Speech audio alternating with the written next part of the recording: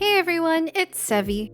You've heard it so many times, Bennett's one of the best supports. For someone who can be built cheaply with meh noblesse pieces and whatever highest base attack weapon you can give, the returns you get from his kit are immensely valuable from many characters. However, while I've played support Bennett for so long, I've also heard and seen the concept of DPS Bennett, but never actually tried it myself. Well, that changes now. Because of boredom and my desire to take a break from my previous math videos, I have decided to take Bennett's adventure team to new Celestia heights. This is me finally trying a built DPS Bennett. So let me share with you my experience trying it out and my personal tips and observations of how it went. Disclaimer, this is not meant as a comparison with other Pyro DPSs or any other DPS. Rather, it's mainly to present an alternative playstyle for variety or entertainment. Let's go buck in this. First, I had to switch him to a DPS build. The idea is to make him into a reverse vaporize or melt DPS build. And there was one elusive artifact set that best suited this role that has ended in much frustration by players that dared to farm it. None other than the 4-piece Crimson Witch, which increases pyro damage plus vaporize and melt damage. Perfect for the job. Other offensive set combos can work just as fine, like a 2-piece Crimson Witch, 2-piece Attack, or 2-piece Wanderer set, but I believe the 4-piece Crimson Witch has the highest damage potential. Thundering Fury also works in an overload team. Unfortunately, I had no good 4-piece Thundering Fury set to showcase. Thankfully, Diluc had an old full 4-piece Crimson Witch set already, so I took it and gave it to Bennett. Sorry, Diluc. He has a crit rate circlet, a pyro damage goblet, and an attack sands, which could be switched for an EM sands if you have one. Having a good crit ratio as well as some EM rolls, if you don't have an EM sands, are very much welcome. As for ER, around 130 to 140 ER seem to be generally enough for consistent burst uptime. Then as for the weapon, I wanted the best of the best, so I gave him Ayaka's Mistsplitter. Sorry, Ayaka. Although this can work with any offensive weapon with crit, attack, or even EM substats. For his talents, I realized that while his burst was leveled up, the skill and normal attacks were under-leveled, since all this time he's only been used as a burst support. So I gathered all the resistance books I could and dumped them on leveling his skill. The Constellations are also a big help in using him as a DPS. C1 gets rid of the HP cap and further improves his attack buff. C3 and C5, by virtue of improving his talent levels, are also very good damage bumps. C2 and C4 won't be as relevant for his DPS playstyle, and this Bennett is C6 unlocked, which can be a bit of a problem since his normal attacks will be infused with Pyro, introducing some unwanted reactions. I was able to work around it, which you'll see later, but suffice to say, it took more effort than if Bennett only had C5 or below. At least Bennett gives himself that extra Pyro damage. So how will I use his kit as a main DPS? Well, his burst should trigger a huge AoE Vape or Melt reaction, and he'll be standing on top of it in his on-field time. The burst should also still be used to snapshot other units' abilities if applicable. Then his skill will be used as a main damage source to do continuous pyro damage, ideally with vapes or melts. It's actually similar to Diluc's playstyle, whose skill procs have no ICD, so they can all proc reactions as long as you can keep up the hydro or cryo elemental application. The skill is also very spammable thanks to his passive talents. The first one reduces its cooldown by 20%. The second passive reduces it further by 50% if he uses his skill while under the effect of his burst, hence why it's important to stay in his circle. It's worth noting that while he uses his skill for damage, he also actually batteries the team a lot. So even with a DPS playstyle, Bennett is still performing as a good team support.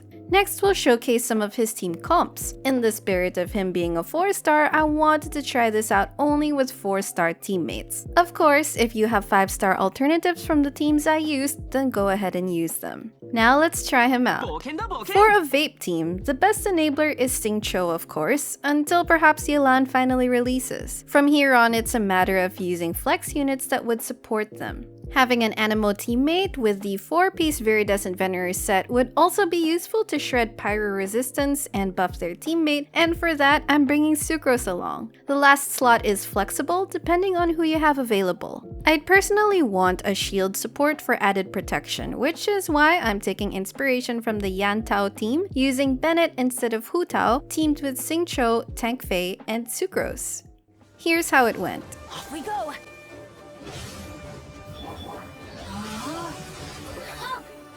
Witness the power of Gugwa! Motion to compel! Anemo test 6308! Absorption test! Everybody stand back! Let's light it up! Let's light it up! This will do! Let's light it up! Rain outlines your fate. Rain cutter, know my sword. I ran into the problem of Bennett C6 making his normal attacks apply Pyro too. Thankfully, Xingqiu's rain swords apply Hydro strongly enough so that even if I did Pyro auto attacks, his skill was still able to vaporize on hit every time. But I did control my auto attacks instead, rather than just clicking it constantly to better manage his Pyro application.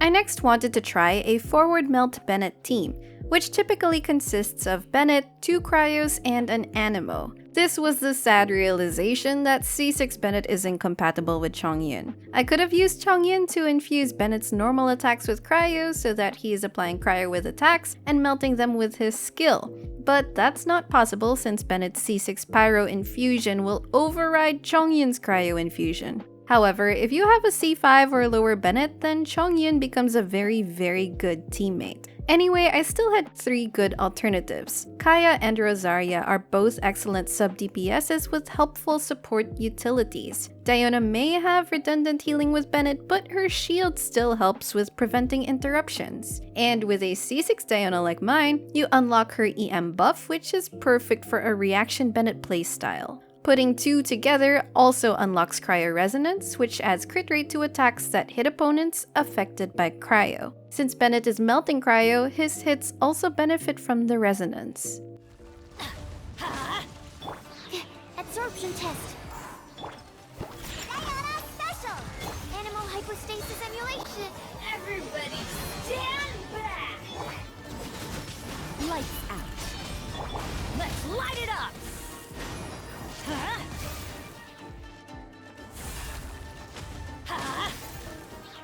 Another variation is then a reverse melt team, which makes Bennett the driver, accompanied by another Pyro, Xiangling being the uncontested candidate, and 2 Cryos. The Cryo units will reverse melt the Pyro application instead, rather than Bennett or Xiangling doing the melts. Of course, this reduces Bennett's personal damage since he's not doing the reactions, but if you have other units anyway who can do big melt damage and snapshot Bennett's buff, then your team still does a lot of damage. Having C6 also won't be a problem, as that means more Pyro application to set up melt reactions. His artifacts also don't have to be a 4-piece Crimson Witch anymore since he won't be proccing many reactions anyway. This team is simpler to play, so skill issue will be much less of a problem. So how did it feel playing DPS Bennett in these team comps? Well, let's go through my main takeaways. First, if you want Bennett to do the big reactions, then that requires careful management of elemental application. Your knowledge of rotations and elemental gauges comes into play, and messed up reactions lose a lot of DPS unfortunately. This is something I struggled with a lot. In that sense, his teams have a bit of a learning curve if you want to play the best way. His team becomes very reliant on circle impact as well. If the enemies are mobile, it becomes much more difficult to pull this off, especially if you also have supports like Diona or Rosaria who are also about staying in circles. So either you face off enemies that stay still, or have good positioning and crowd control skills. Next, Bennett is also a squishy character. Either you dodge really well or use Bennett with shields and resistance to interruption. Another potential problem is that due to his self-application of pyro, he can set himself up to be overloaded or vaporized by elemental enemies. This adds another layer of risk to playing him against potential enemy counters. Then Bennett's burst has a 360-degree AoE, and his skill has enough AoE to damage a few enemies in front at once, so he's actually good against multiple enemies as long as you get them to stick together. And lastly, of course he's not as generally good as other dedicated pyro DPS units, but it is entertaining to see his burst and skill do big damage numbers and help his teammates deliver lots of damage alongside him too by virtue of all these reactions. It's also dependent on the enemy types you're up against on how well he performs, so use him in the right scenarios to maximize his potential. And that's my experience and observations with playing DPS Bennett. I hope it was helpful if you ever want to try it out for yourself. If you have other recommendations of alternative builds or playstyles of other units, feel free to share in the comments and maybe I can try them out sometime too. If you enjoyed this video, don't forget to leave a like, consider subscribing to my channel if you haven't done so already for more Genshin Impact guides and content, and I will see you all soon. Take care!